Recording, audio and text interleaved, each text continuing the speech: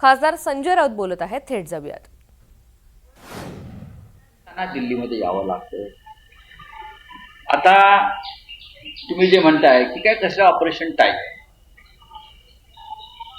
ठीक आहे ना. मुळात शहा आणि मोदींनी या सगळ्या लोकांची मांजरं केलेली, मांजर. आणि सत्ता आणि पैसे आहेत मोठ्या प्रमाणामध्ये, तपास यंत्रणा आहे, निवडणूक यंत्रणा हाताशी आहे.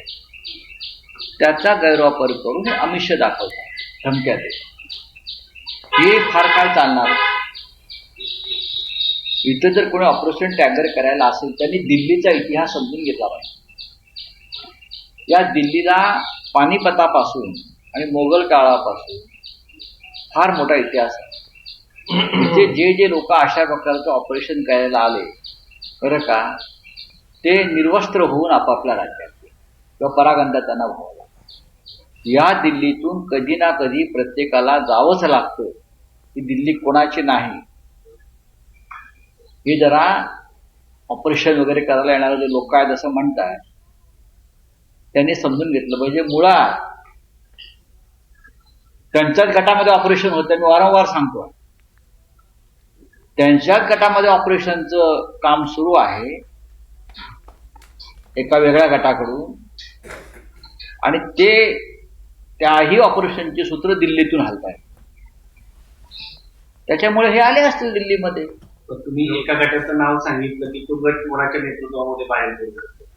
बघा, असं आहे की मी त्याच्यावरती फार मत व्यक्त करणं योग्य नाही.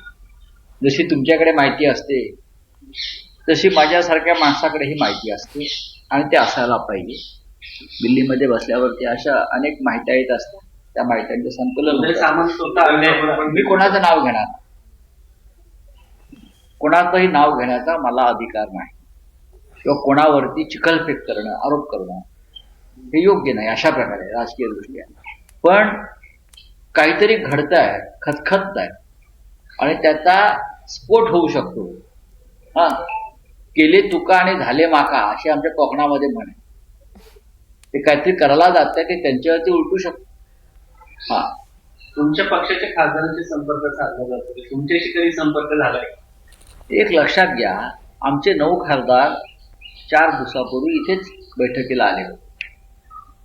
प्रत्येकाच्या मतदारसंघातल्या अडचणी आहेत. कोणत्याही प्रकारचा निधी विरोधी पक्षाच्या आमदारांना, खासदारांना दिला जात नाही. त्यांची कोंडी केली जाते.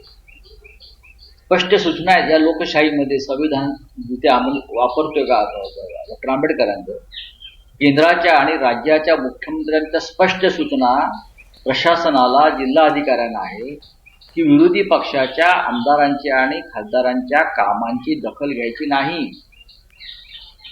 जणू यांच्या बापाचा पैसा आहे. गुन्हे भांडे करून यांच्या बाप ज्याच्याने पैसा गोळा केलाय तिजोरीमध्ये. जनतेचा पैसा आहे महाराष्ट्राच्या, आणि विरोधी पक्षाचे आमदार जिथून निवडून आले आहेत, खासदार निवडून आले आहेत, त्या भागाचा सुद्धा विकास होणं गरजेचं आहे. त्यांना कळत नाही.